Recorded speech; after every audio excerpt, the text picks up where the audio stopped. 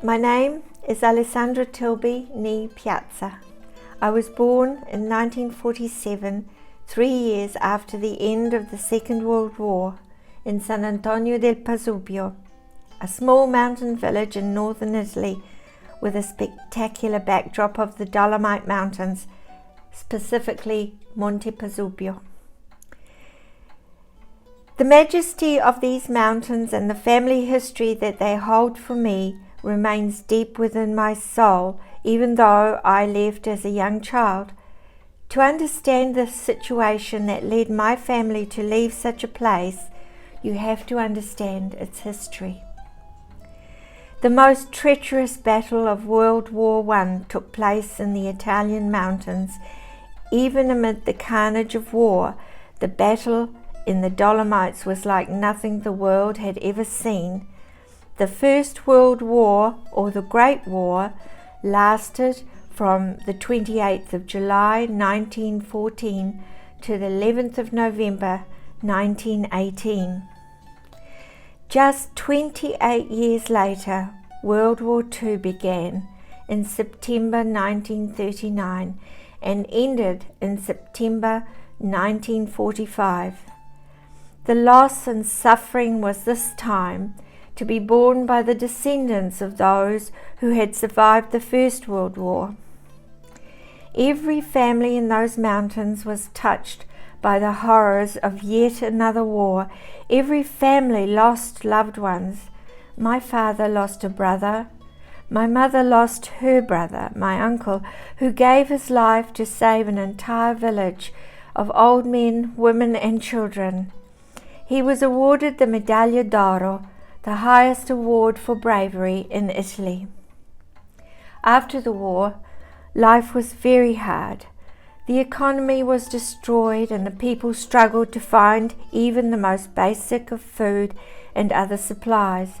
So, some of the people of our mountains began looking towards a better life in other parts of Europe, America, South America, Australia, and New Zealand. By 1952, my only living grandparents had passed away, and finally my mum and dad made the decision to leave to start a new life in New Zealand. We departed Italy by boat, eventually having to disembark in Sydney to allow my mum to recuperate.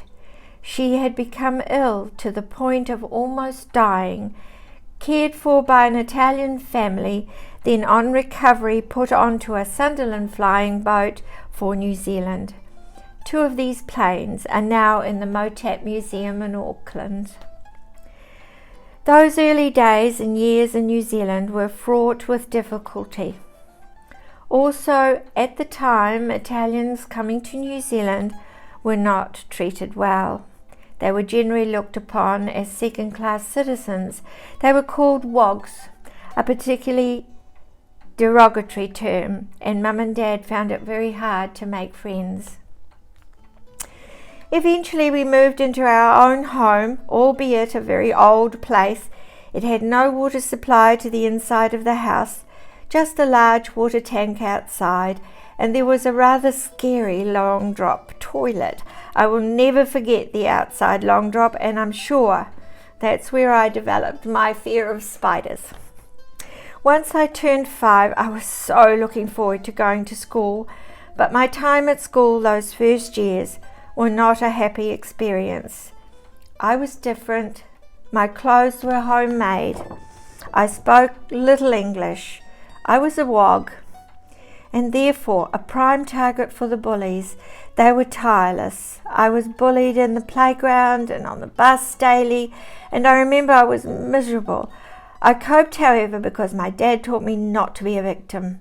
I never allowed myself to be one. My family finally moved to Levin and purchased their own home. My dad began work in his trade as a builder stonemason, and my mum got work as a seamstress. I went to St. Joseph's Catholic School and then to Horowhenua College.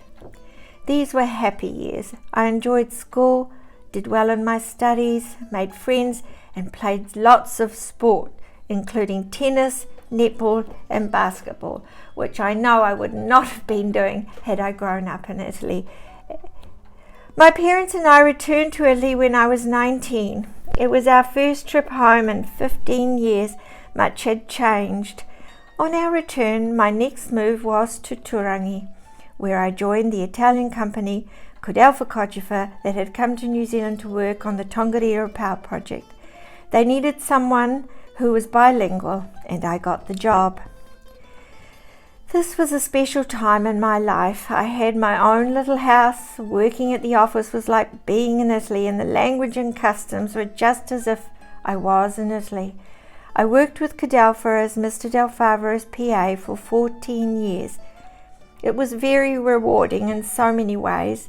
One thing that stood out, and that was the harmonious relationship between Italians, Maori working together on the power scheme, and also the intermarriage that resulted.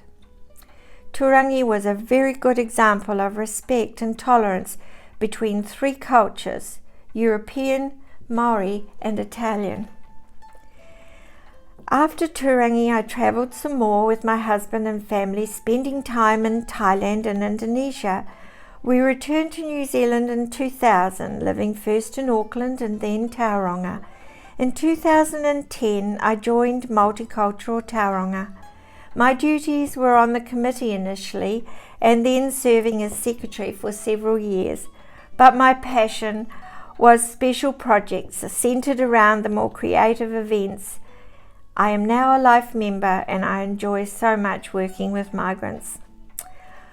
What I would like for Tauranga is to see more people celebrate diversity and tolerance for other cultures.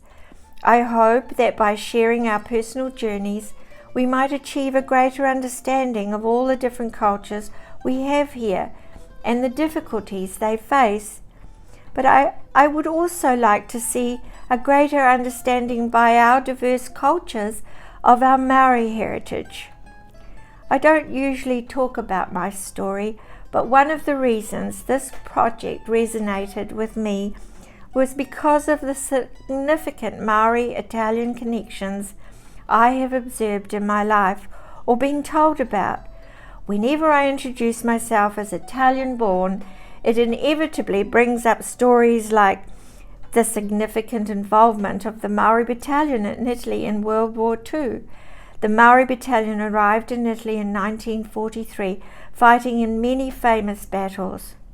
During this period, Maori was shown considerable hospitality from Italians, and the relationships formed endured to this day, with many a commemorative visit to Italy by the descendants of the Maori soldiers.